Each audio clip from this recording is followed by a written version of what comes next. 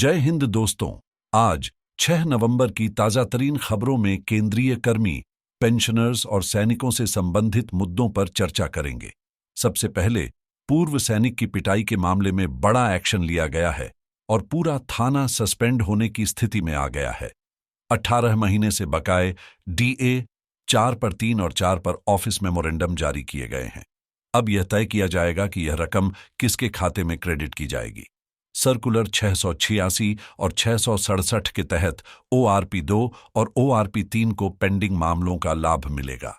इसके अलावा ECHS में दवाइयों की कमी को लेकर पूर्व सैनिकों ने हंगामा किया है। माता पिता और स्पाउस की डेट ऑफ बर्थ को बदलने के लिए सर्कुलर जारी किया गया है। यह एक बड़ी खबर है जिसे लेकर हम चर्चा करेंगे। पूर्व सैनिकों और उनके परिवारों को 50,000 रुपये की प्रोत्साहन राशि दी जाएगी। साथ ही रिलायंस गार्ड में एक्स सर्विसमैन और JCO की नई भर्ती भी जारी हुई है, जिसमें सैलरी 42,000 रुपये प्रति माह है। अब हम सबसे पहले उस खबर पर बात करते हैं जो कि पूर्व सैनिक की पिटाई से जुड़ी थी। रायबरेली में पुलिस ने एक रिटायर्ड सैनिक को बेरहमी से पीटा था, जिसके बाद अखिलेश यादव ने मुख्यमंत्री से यह सवाल किया था कि क्या थाना सस्पेंड किया जाएगा और पीड़ित के घर पर बुलडोजर चलवाएंगे। इस मामले में अब बड़ा एक्शन लिया गया है।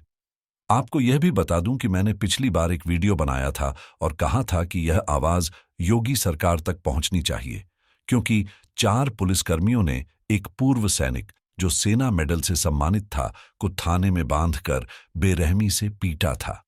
इसके बाद इस मामले में कार्रवाई शुरू हो गई है और अब थाना सस्पेंड होने की स्थिति में आ गई है। वहीं सेना मेडल प्राप्त एक पूर्व फौजी की पिटाई के मामले में उत्तर प्रदेश के पूर्व मुख्यमंत्री ने कहा है कि उत्तर प्रदेश में जो हिंसक व्यवहार किया गया वह अत्यधिक निंदनीय और अस्वीकार्य है। उन्होंने मुख्यमंत्री से आग्रह किया कि कम से कम फौजियों के सम्मान में न्याय किया जाए। अब यह देखना होगा कि पूरा थाना सस्पेंड होता है या नहीं। यह भी बता दें कि जब यह मामला बढ़ा तब CO सिटी को इसकी जांच सौंपी गई। जांच के दौरान यह पाया गया कि पूर्व फौजी की पिटाई की गई थी। हालांकि पहले यह कहा जा रहा था कि इस पर कोई सबूत नहीं है, लेकिन जब उसके घाव और चोट के निशान देखे गए तो मामला पूरी तरह से स्पष्ट हो गया। इसके बाद जब यह मामला उच्च अधिकारियों तक पहुंचा तो इस पर कार्रवाई के आदेश दिए गए हैं। अब दूसरी बड़ी अपडेट है, वेटरन ऑर्गेनाइजेशन ऑफ झारखंड ने पूर्व सैनिक अरविंद ओझा का समर्थन किया है।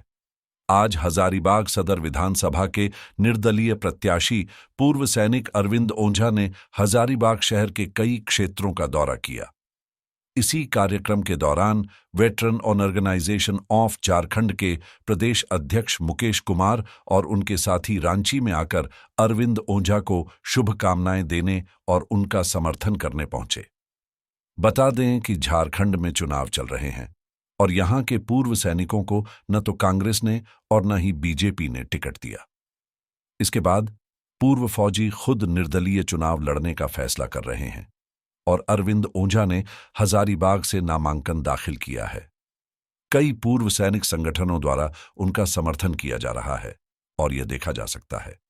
टस ऑर्गेनाइजेशन ने भी अरविंद ओझा का समर्थन किया है। अब दूसरी बड़ी अपडेट है 18 महीने के बकाए DA पर, जिसमें एक महत्वपूर्ण ऑफिस मेमोरेंडम जारी किया गया है। यह मेमोरेंडम केंद्रीय सरकारी कर्मचारियों के लिए है जो जनवरी 2020 से जून 2021 के बीच रिटायर हुए थे। इस दौरान उनके ग्रेच्युटी और कैश पेमेंट की कैलकुलेशन में बदलाव किया गया है।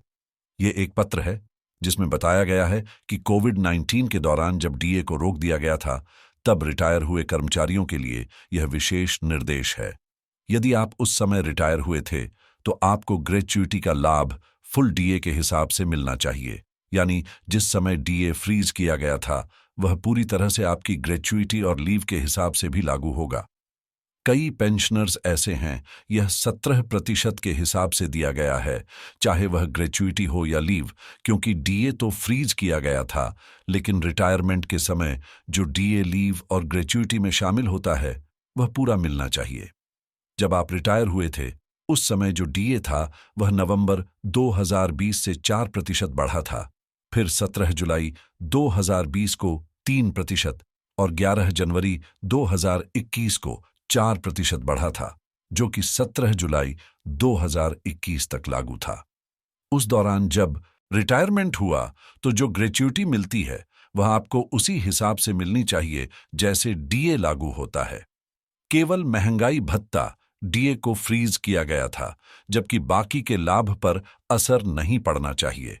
जो डीए ग्रेच्युटी और लीव में शामिल होता है वह पूरा मिलना चाहिए। यदि आपका एफएसएससी चेक करें और अगर आपको ऐसा लाभ नहीं मिला है तो यह 7 सितंबर 2021 का लेटर है, जिसके अनुसार आपको रिटायरमेंट के समय लीव और ग्रेच्युटी पर जो डीए लागू होता है वह पूरा मिलना चाहिए। यह सर्कुलर है जो इस दिशा में आपको उचित लाभ देने का निर्देश देता है। मैं भी उसी समय रिटायर हुआ था और मुझे इसका पूरा फायदा मिला था। मेरी ग्रेच्युटी में डीए पूरी तरह से लागू हुआ था, जो 18 महीने से पेंडिंग था, और लीव पर भी यह पूरा मिला था। जिन पेंशनर्स ने 1 अक्टूबर 2020 से 30 जून 2021 के बीच रिटायरमेंट लिया है, उनके लिए यह विशेष रूप से लागू होता है। इसका लाभ लीव और ग्रेच्युटी में पेंशनर्स को मिलेगा। दूसरी बड़ी अपडेट है, 6 अक्टूबर 2024 को एक सर्कुलर जारी हुआ है जो पीसीडी द्वारा जारी किया गया है। इस लेटर में सर्विस पेंशन के रिवीजन के बारे में बताया गया है, जो ORP2 और ORP3 के पेंशनर्स के लिए है जिन्होंने इस संबंध में कंप्लेंट डाली थी। इसके बाद यह लेटर जारी किया गया है जिसमें यह सूचित किया गया है कि सर्विस पेंशन जो कि नंबर RFN विष्णु सिंह जादौन के लिए है उसे रिवाइज किया जाएगा। पेंशन अब 2,782 रुपये से बढ़ाकर हो जाएगा 21,700 रुपये 62 पैसे प्रतिमाह की जाएगी, जैसा कि टेबल नंबर 7 में उल्लेखित है, जो कि सर्कुलर में बताया गया है। सर्कुलर 666 और ORP2 के हिसाब से आपकी पेंशन 2,782 रुपये होनी चाहिए, जबकि सर्कुलर 6S के अनुसार यह 2,476 रुपये प्रतिमाह होनी चाहिए, जैसा कि टेबल नंबर 7 में बताया गया है, जो कि सर्कुलर 677 OP3 के तहत आता है। यदि किसी सिपाही की पेंशन OP2 में 2,782 रुपये या इससे कम है तो उसे सर्कुलर 666 के अनुसार 2,782 रुपये मिलेंगे। वहीं ORP3 में पेंशन 21,476 रुपये प्रतिमाह होनी चाहिए, जैसा कि सर्कुलर 787 OP3 में उल्लेखित है। ये पेंशनर्स हवलदार रैंक के 2 थे, लेकिन उन्हें ACP2 की पेंशन मिलनी चाहिए क्योंकि उन्होंने 17 साल की सेवा की थी और यह पेंशन उनके रैंक के हिसाब से मिलनी चाहिए, जैसा कि इस लेटर में बताया गया है। मैं आपको इनका PPO भी दिखाता हूं। ये उनका PPO है और इन्हें जो पहले बेनिफिट मिल रहा था वह नायक की पेंशन के बराबर था, यानी 2,782 रुपये ORP3 के हिसाब से। इसके बाद 2,400 रुपये मिल रहे थे। अब ORP3 के हिसाब से सर्कुलर जारी होने के बाद 1 जुलाई 2024 से इनकी पेंशन में सुधार किया गया था। पहले इनकी पेंशन 2,000 रुपये थी, लेकिन अब इनकी कंप्लेंट के बाद सर्कुलर 687 के अनुसार इनकी पेंशन 2,476 रुपये प्रतिमाह हो गई है, जो हवलदार की पेंशन के हिसाब से है। ये दूसरी बड़ी अपडेट है। पॉलीक्लिनिक में दवाइयां न मिलने पर पूर्व फौजी भड़क गए। बता दें कि कई ECHS पॉलीक्लिनिक में डॉक्टर दवाइयां तो लिखते हैं, लेकिन वहां पर दवाइयां उपलब्ध नहीं होती हैं। ऐसा ही एक मामला झज्जर जिले के मुख्यालय में सामने आया, जहां पूर्व फौजियों ने इलाके में दवाइयों का वितरण करने वाले पॉलीक्लिनिक के बाहर विरोध प्रदर्शन किया। पूर्व फौजी जो नाराज थे ने ECH इंचार्ज के खिलाफ प्रदर्शन किया और पुरानी तहसील रोड पर पॉलीक्लिनिक के बाहर सड़क जाम कर दी। इस दौरान पूर्व फौजियों ने सड़क के बीचों बीच अवरोधक बना दिए और हंगामा किया। बाद में पुलिस को इंटरवीनीर करना पड़ा। पूर्व फौजियों ने OIC से यह भी कहा कि दवाइयां वहीं लिखी जाएं जो पॉलीक्लिनिक में उपलब्ध हों, लेकिन OIC ने उनकी बात नहीं मानी। अगर डॉक्टरों के खिलाफ विरोध प्रदर्शन किया गया और वहीं पर OIC के सामने भी विरोध हुआ, तो इसके बाद पुलिस ने स्थिति को शांत किया। अब बात करते हैं एक और बड़ी अपडेट की, जो ईसीएचएस या किसी भी पेंशनर्स के डिपेंडेंट्स के लिए है। अगर आपके पीपीओ और रिकॉर्ड में जो डेट ऑफ बर्थ है वह मेल नहीं खा रही है, तो आपके लिए एक महत्वपूर्ण अपडेट है। आप अब इसे आसानी से बदलवा सकते हैं। जो लोग स्पर्श पोर्टल में माइग्रेट कर चुके हैं, वे अपना लॉग इन करके डेट ऑफ बर्थ को अपडेट कर सकते हैं। इसके लिए आपको कुछ डॉक्यूमेंट्स में से कोई एक ज़रूरी डॉक्यूमेंट होना चाहिए, जैसे Aadhaar card, PAN card, voter ID card, 10वीं की मार्कशीट, पासपोर्ट, ड्राइविंग लाइसेंस या ईसीएचएस कार्ड। इन डॉक्यूमेंट्स के आधार पर आप अपनी डेट ऑफ बर्थ चेंज करवा सकते हैं यदि वह मिसमैच कर रही हो। कई पेंशनर्स को डेट ऑफ बर्थ चेंज कराने में परेशानी का सामना करना पड़ता है, लेकिन स्पर्श पोर्टल पर आप सीधे अपनी डेट ऑफ बर्थ चेंज करवा सकते हैं। इसके लिए department of pension and welfare की तरफ से एक अथॉरिटी लेटर भी जारी किया गया है। जो अथॉरिटी लेटर 2012 का है, उसके आधार पर आप अपनी डेट ऑफ बर्थ चेंज करवा सकते हैं। यदि आपके पास केवल आधार कार्ड है, तो आप उस पर आधारित अपनी डेट ऑफ बर्थ अपलोड करके इसे बदलवा सकते हैं। दूसरी बड़ी अपडेट यह है कि तेलंगाना सरकार ने पूर्व सैनिकों और उनके परिवारों के लिए प्रोत्साहन राशि की घोषणा की है और इसे बढ़ा दिया गया है। इसके तहत फाइनेंशियल एड 000 रुपये से बढ़ाकर 000 रुपये प्रति माह कर दिया गया है। इसके अलावा 15 वर्ष से अधिक आयु के बच्चों को दी जाने वाली विशेष राशि अब रुपये प्रति माह कर दी गई है।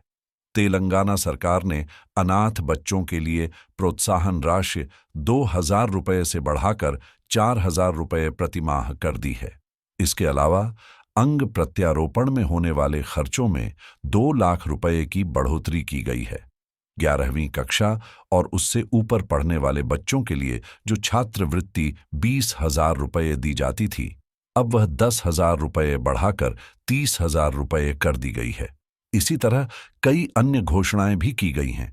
ये पहली बार है जब तेलंगाना सरकार ने ऐसी घोषणाएं की हैं। एक और लेटेस्ट अपडेट ये है कि एक्स सर्विसमैन के लिए रिलायंस जामनगर में सुरक्षा गार्ड की भर्ती के लिए वैकेंसी निकली हुई है। 8 नवंबर को आपका इंटरव्यू होगा और जो भी इच्छुक हैं वे AWPO जालंधर में सुरक्षा गार्ड की 70 रिक्तियों के लिए आवेदन कर सकते हैं। इसके लिए जरूरी डॉक्यूमेंट्स में 10वीं की मार्कशीट और एक ड्रेस चाहिए जो हल्के रंग की हो, जैसे हल्के रंग की शर्ट और पैंट। साक्षात्कार के दौरान हल्के रंग की पोशाक पहनी जानी चाहिए। इसके लिए संपर्क नंबर भी उपलब्ध है और जो लोग जालंधर में AWPO में जाना चाहते हैं वे वहां जा सकते हैं। एक्स सर्विसमैन से अनुरोध है कि इस वीडियो को ज्यादा से ज्यादा शेयर करें ताकि अधिक से अधिक लोगों को इसका लाभ मिल सके। इस वीडियो में इतना ही जानकारी दी गई थी। धन्यवाद। जय हिंद।